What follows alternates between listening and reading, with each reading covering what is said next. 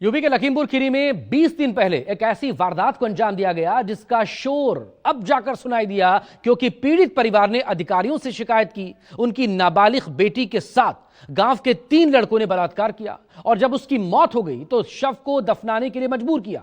इस शिकायत के मिलने के बाद पुलिस ने शव को कब्र से बाहर निकाला, पोस्टमार्टम करवाया। सवाल इसी को लेकर अब जाकर ये मामला खुला है। तो गैंगरेप, मौत और कब्र से क्या अब सबूत निकल पाएगा?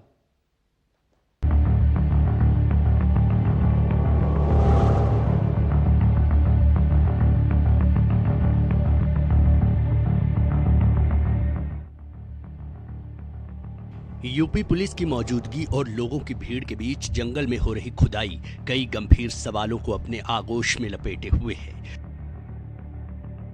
सवाल है कि जमीन के अंदर ऐसा क्या है जिसे निकालने के लिए यूपी पुलिस को आना पड़ा। क्या किसी ने किसी बड़ी वारदात को अंजाम दिया? क्या किसी ने सबूतों को जमीन के अंदर गाड़ दिया? ऐसा क्या हुआ कि जिसकी वजह तलाशने के लिए खाकी वर्दी वालों को सुनसान इलाके के चक्कर काटने पड़ रहे हैं? दरअसल इन तस्वीरों के पीछे का सच ये है कि कुछ दिन पहले नाबालिग लड़की का शव यहां पर दफनाया गया था, जिसको लेकर पीड़ित परिवार की तरफ से शिकायत दर्ज कराई गई है।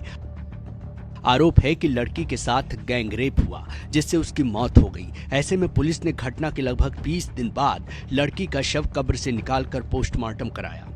दिनांक 26/12/25 को थाना कोतवाली सदर पर पोस्टमार्टम कराने हेतु अनुरोध किया गया, जिसके अनुक्रम में मृतका का पोस्टमार्टम चिकित्सकों के पैनल से वीडियोग्राफी में कराया गया।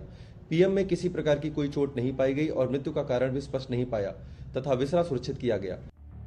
परिजनों का आरोप है कि 8 दिसंबर की रात गांव के 3 लड़कों ने लड़की को अगवा कर लिया, उसका मुंह दबाकर जबरन घर से उठा ले गए और घर से करीब 400 मीटर दूर जाकर गैंगरेप किया।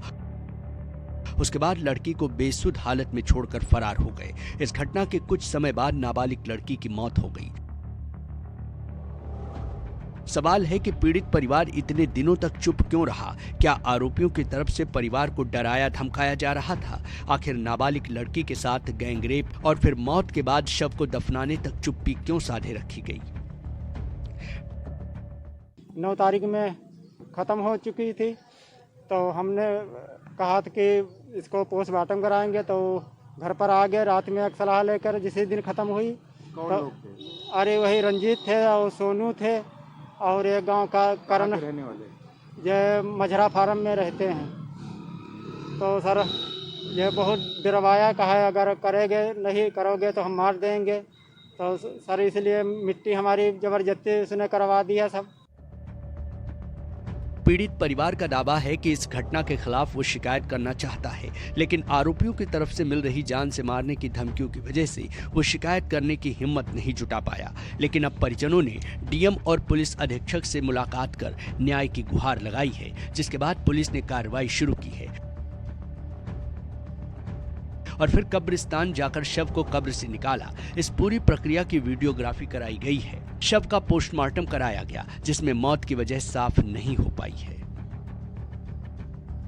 कहा जा रहा है कि इस मामले में एक एसएसबी जवान की भूमिका भी संदिग्ध है, जबकि तीनों मुख्य आरोपी फरार हैं, जो चोरी समेत अन्य कई मामलों में जेल जा चुके हैं। हालांकि अभी तक इस मामले में कोई एफआईआर दर्ज नहीं हुई है, लेकिन पुलिस आरोपियों की तलाश में दबिश दे रही है ताकि मामले की सच्चाई सामने आ सके, क्योंकि पीड़ित परिवार ने गंभीर आरोप लगाए हैं। Bureau report, news 24।